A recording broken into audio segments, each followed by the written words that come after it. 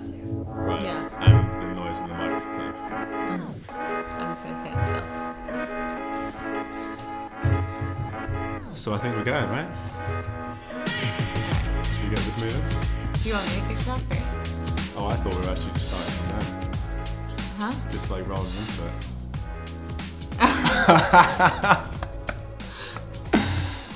We can edit this bit out.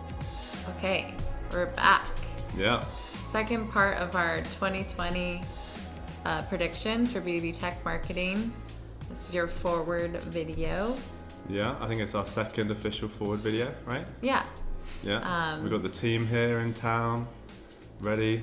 We've actually got an little audience for this one. It's the new year, and like we said, we've been reflective on the last 10 years of B2B tech marketing and how much it's changed. And looking into the next 10 years, we wanted to go through our predictions. So this is part 2. If you haven't seen part 1, go back, find part 1, or go and view it afterward. And you can see our other ones. And I think they're mostly a prediction for the next year or 2. Yeah. And then obviously the things are going to probably change a lot over the next 10 years. And they're going to evolve. And right. I think what we saw, some things shift really fast, especially from a technology standpoint. And some things take a little bit longer to kind of become mainstream, really, across everyone as far as becoming best practice. So some things are a little bit slower. Right, and some things just swing back and forth. Swing back and forth. Kind of like trends. Kind of like hair trends, like the Kelly, the Kelly Clarkson coming back, the stripey. I'm all up to date, okay. For sure. Yeah. So do you want to kick it off with the first one? Yeah. So this one is around technology, and actual specific technologies. I think this really started over the last 12 months, but I think it's going to gather steam over the next 12 months, where people got a little bit hungry, a little bit of shiny object syndrome with a lot of tech, and obviously the explosion of the amount of tools available, and how minute the use cases got. There's a tool for everything now, and everything has its own unique value, or at least trying to prove value. And as we've got very overwhelmed with all of these tools, we've added more and more tools to our stack. We've realized that there is something to be said for simplicity and keeping things, under reined a little bit. So I think over the next 12 months and moving forward, people are going to start really being a bit more critical of what is in their stack, and then making sure that they actually start removing tools from their stack that aren't able to demonstrate real value. In marketing ops, I think people really enjoy testing things and giving things a chance. Yeah. And after giving it a chance for a year or 2, I think people have started to say, okay, well, this was good test, didn't really provide the value to justify the expense in the budget, the expense of my time, the operational overhead, and everything else that goes into managing that tool and keeping it within your stack, managing integrations and things like that. Totally. And I think people are looking for, okay, can I just do more marketing with those dollars? Right. I'm going to have this, crazy tech stack, but I'm left with 0 when it comes to actually producing programs, which defeats the purpose of having them anyway. So. Right. Exactly. And I think there's just so many tools now, and just the managing all of them is just taking so much time. Managing the integrations taking so much time, so much money, that you're actually seeing ROI on reducing the amount of tools in your stack, because you can focus more on the other tools in your stack, the other operational aspects you have to focus on, and therefore you're a better marketing operations team and marketing team for it. Especially with the teams that aren't able to, or the tools that aren't able to really demonstrate value. And there's some vendors out there that have struggled to find a way to really say, okay, this is the return on investment for this tool, or this is really what we're providing, and they've just turned into a little bit of a nice to have. So yeah. I can see some tools kind of, I'm not going to name any names, but there's some aspects or some tools I think that are going to start being taken out of the stack. Less is more. I mean, yeah, I think a lot of the times it is, and things can just get wildly complicated, and it doesn't justify the value doesn't justify it. Totally. Okay, so the second one, we think that companies will start to become more serious about their data quality. And I think this is, a big topic that supports many things. So I think the first one top of mind is just there's more regulations around data.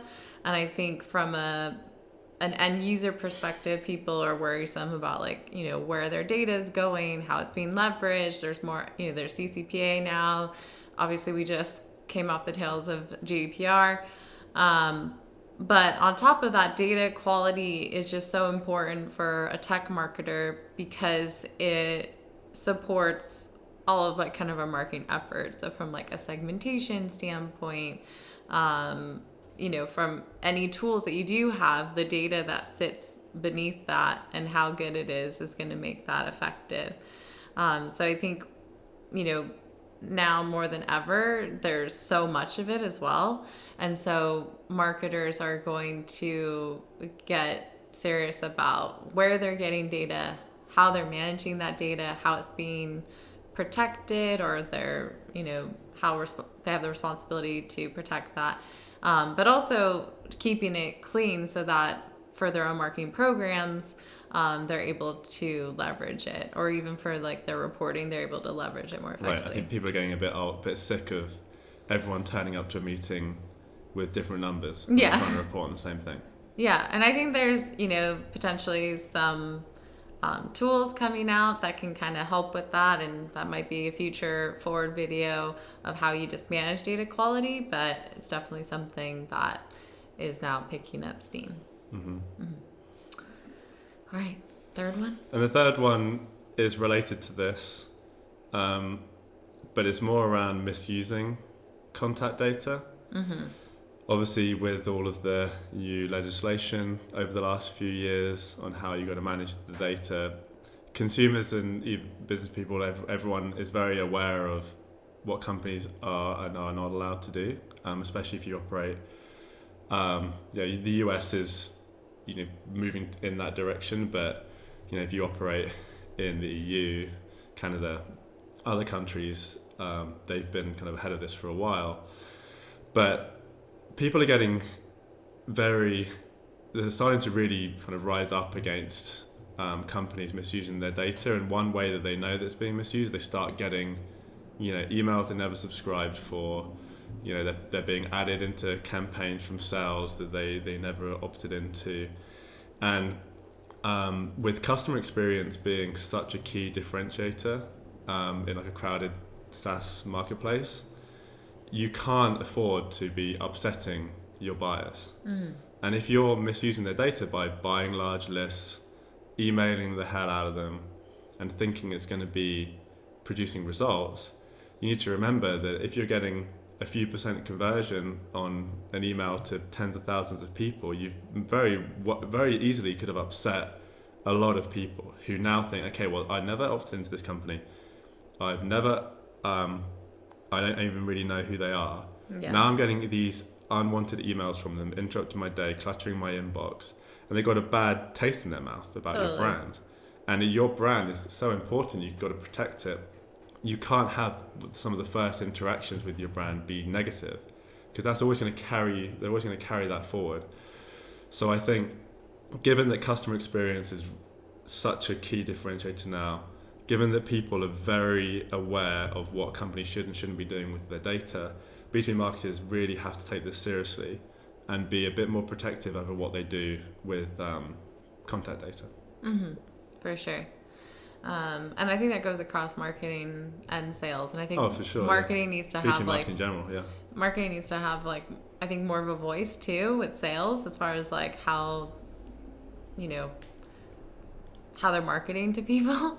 Because I think marketers are just have their lane that they swim in, that they're emailing people, cold people, but sales is doing that too. And there's more tools that can help them do that at scale and at mass. Mm-hmm. And that's scary. We have all the tools we need to annoy the hell out of people these days. So we can be very efficient at it. Yeah. It's almost too efficient. It was almost better when we weren't able to do it at such a scale. Yeah, and that can quickly, one blast from a few salespeople to thousands of people can quickly hurt your reputation and break down all the good work that you've been doing on the marketing side. So it should definitely be a conversation between both teams. There should be regulation around that. Marketing should have a voice in that for sure. Final one? Yeah. So this is going to sound a bit hypocritical because I feel like we just talked about how important data is.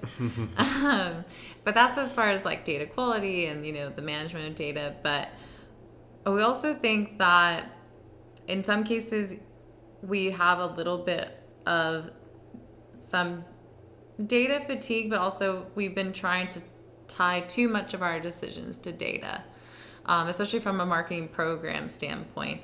I think we try to... It went from before, just making program decisions based off like gut or what we've done before, which obviously doesn't work. Then trying to build models that can help us figure out what programs are best, like from generating MQLs, pipeline, so forth. And if you listen to our first predictions, we talk about why maybe MQLs isn't the right one to use. But I think when it comes down to it, we can't just solely rely on those metrics, because there are going to be some things that are really hard to measure with data and the data sets we have right now, like word of mouth, like the effectiveness of your brand, that are still really important for marketing, especially now when that is how people are buying technology. They're looking at their peers, asking them, what are you using? They're going into Slack channels or community, asking people, what are you using? And they are, potentially seeing things about your brand. Like, maybe you have employees posting on LinkedIn, stuff that they're throwing out there into social groups. That's all really hard to measure, but they're all really effective at driving demand. So if you're making your number, or if you see growth that's happening, they're naturally going to come to your website, fill out a form. It's potentially going to help your sales cycle. The overall company has a goal. And so if you're trending upward and hitting that, obviously marketing's doing their job. So I think marketing needs to be okay with investing and putting time into programs or marketing efforts that can't be 100%, measured down to like perfectly. Right. It doesn't need to have a form filled that then gets, tied to that person and flagged and so forth. Like, we need to still be smart and realize that we're marketing to people and figure out what's actually going to be effective at getting your brand awareness out there. And know that if you're making your customers happy as well, that's going to have a huge effect on your prospect generation, because they're looking at your current customer base and asking them if they enjoy using that product.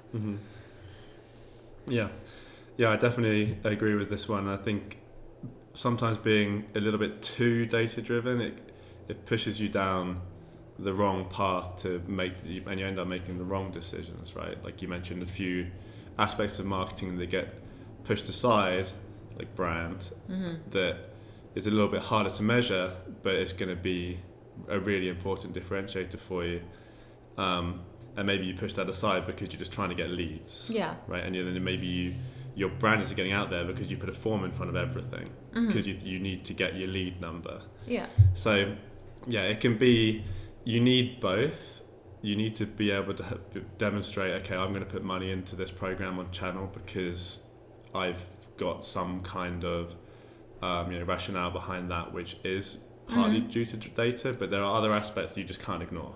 Yeah. So it's coming back and having a bit more of a balanced perspective on the whole marketing organization, as opposed to just being, well, if I can't measure this down to the minute level, I'm not going to do it. And I think it's also that my prediction is also just building in more qualitative data. I think right now we're so focused on quantitative data, like actual number metrics, that we're missing the point of like, there are chances you can gather qualitative data. Like if you just put in a process to have a salesperson at the end of a demo call or at the beginning as like a icebreaker, hey, how'd you find out about us? What made you interested in us? And they're able to maybe capture that in Salesforce on like an opportunity or an event, and marketing can get those details. That's data then feedback that you can use. That's feedback. And then also, if you have someone running customer marketing, or part of their process or customer success post sale can be like, what made you make that decision? Or what are the things you're looking most forward to with using the product? How did you figure that out? And then you can build content around that, because obviously that's what got them to close the deal. And so that can really help out from like mid-funnel to late stage marketing. Yeah, and that's why if you're a marketer, like a kind of demand, even marketing operations, and you're not sitting down with the SDRs occasionally, listening in on calls, and then doing the same thing with your CSMs, you're missing a trick, because there's so much gold in there. If like you said, if the salesperson asked, how did you hear about us, or like kind of what got you interested to have this call, that's really good information for the marketing team just to absorb, right? Totally. As opposed to just like seeing Google Analytics data, lead data, revenue data, trying to get a picture, like actually hearing what people have to say. Totally. Right? And then both pre and post sale. So pre-sale, like what got you interested in us, kind of what were your challenges, what are your problems? That's a great way for you to understand kind of your product marketing side, but then also content. And then from the post-sale, what are they trying to achieve? How is it going? What made them really buy? Right, that's really good information. It's very hard to get into a report, but the more that you can absorb that information, get that around the team, and no one the better can it'll be. question it, right? No one can be like, I don't know, Right. they didn't really say that. It's like, no, you actually have that detailed. Oh so my God, that's a good point. It's nothing that people can argue about, which is the problem when marketing's presenting some of this quantitative data. Right, like attribution data. And sales or someone can find an issue with it. And I think a final point. I've got one more final point.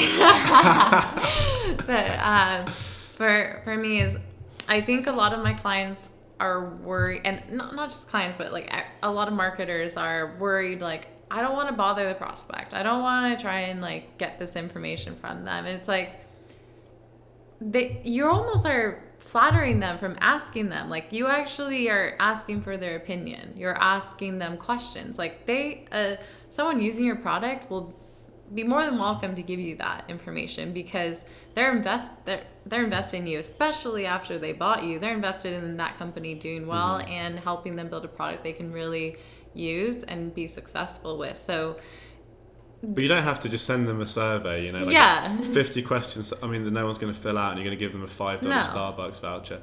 Just hop on a call and listen in, right? And just make it a bit more natural and human than just like creating a survey campaign to your customers or whatever. Yeah. Like you might get some responses, especially if you have a really engaged customer base, but just make it a bit more natural and just human, and just speak to them. And there's even tools out there. I mean, you can even just record a Zoom call, but there's tools out there that scale that, capture sales and post sales conversations, and use AI to pull out information. But you don't even need that. Just hop on the call every month or every quarter with a few CSMs and pre-sales people, or SDRs and account reps, and just listen in, just see what they have to say. But the point around comparing that, it's undeniable, right? I think that one of the issues with attribution data that I think a lot of companies are finding these days is that you might have a W-shaped model, or whatever model you want to create, like a custom model which weights attribution across different touch points. But there's always the argument around which touch point actually was important to drive that opportunity forward. And say you have 10 touch points, and a W-shaped model is giving 30% of the opportunity to the touch point that happened before the opportunity was created. A lot of times that actually doesn't work, because maybe they went to an event, but then you sent them an email afterwards. Now the email is getting the credit, but really the event, they went to like a kind of a micro event, that should have really got it, because that was really what drove them forward into actually thinking about starting a sales cycle. So there's so many arguments you can have when you drill into attribution data. I still think in total, when you add all of the data points together, it gives you directional information that's useful. But when you drill in, you can argue it all day long. Totally. When you actually ask them, or just listen into a call, that's undeniable. Totally. It's like, if I had the ability to ask my baby daughter what was bothering her last night at 3 a.m., I totally would. But Right. guessing just I can guess 5 different things, and they And might then all put be a wrong. weighted attribution model across. Was she hungry? Did she have a wet But if she diaper? was actually able to tell me, then that is data that can help me make some better Right. decisions. And So especially for the world that we're in, where we're working with, startup to mid-sized tech companies, it's not like you have tens of thousands of deals a quarter. You're trying to and you're like, well, it's just, one. If I have one call, that's just one perspective. It's not really going to tell me what the other 9,000 perspectives were. But the volume is small enough that a few calls can really give you an idea, a good finger on the pulse on what's going on. yeah, So yeah, that's it. That's the There rest you of go. our 2020 predictions. good luck everyone in your 2020 goals and beyond. everything you're working for, and hopefully these predictions were useful, and we'll check back in 12 months and see if we were just completely wrong. Yeah, we'll see. All right.